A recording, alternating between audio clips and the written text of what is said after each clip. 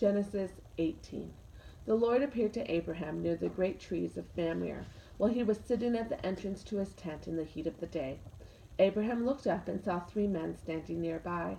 When he saw them, he hurried from the entrance of his tent to meet them and bowed low to the ground. He said, "If I have found favor in your eyes, my lord, do not pass your servant by. Let a little water be brought, and then you may all wash your feet and rest under this tree. Let me get you something to eat, so that you can be refreshed and then go on your way, now that you have come to your servant." "Very well," they answered. "Do as you say." So Abraham hurried into the tent to Sarah.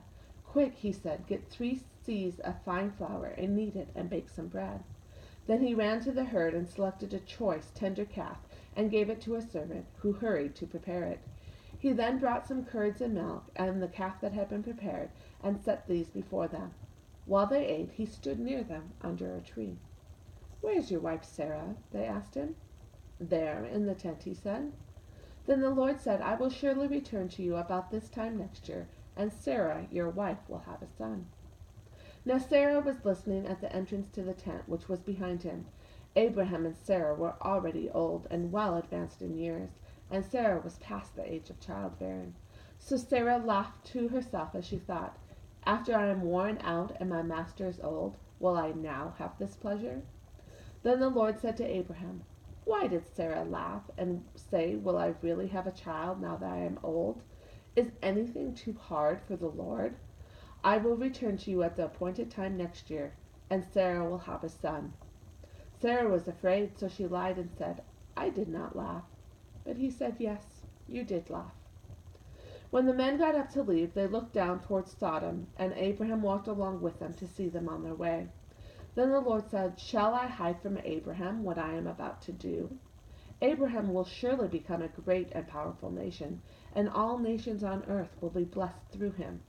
For I have chosen him, so that he will direct his children and his household after him to keep the way of the Lord, by doing what is right and just, so that the Lord will bring about for Abraham what he has promised him." Then the Lord said, "The outcry against Sodom and Gomorrah is so great, and their sin is so grievous, that I will go down and see if what they have done is as bad as the outcry that has reached me. If not, I will know." The men turned away and went toward Sodom, but Abraham remained standing before the Lord. Then Abraham approached him and said, "Will you sweep away the righteous with the wicked? What if there are 50 righteous people in the city? Will you really sweep it away and not spare the place for the sake of the 50 righteous people in it? Far be it from you to do such a thing, to kill the righteous with the wicked, treating the righteous and the wicked alike. Far be it from you. Will not the judge of all the earth do right?"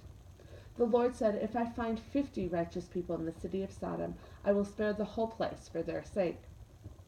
Then Abraham spoke again, "Now that I have been so bold as to speak to the Lord, though I am nothing but dust and ashes, what if the number of the righteous is 5 less than 50?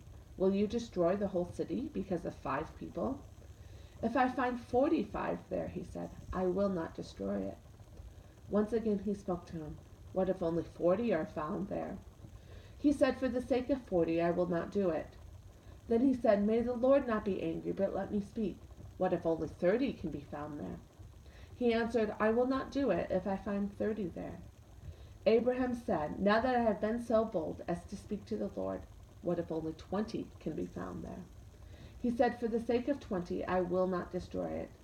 Then he said, "Let the Lord not be angry, but let me speak just once more. What if only 10 can be found there?"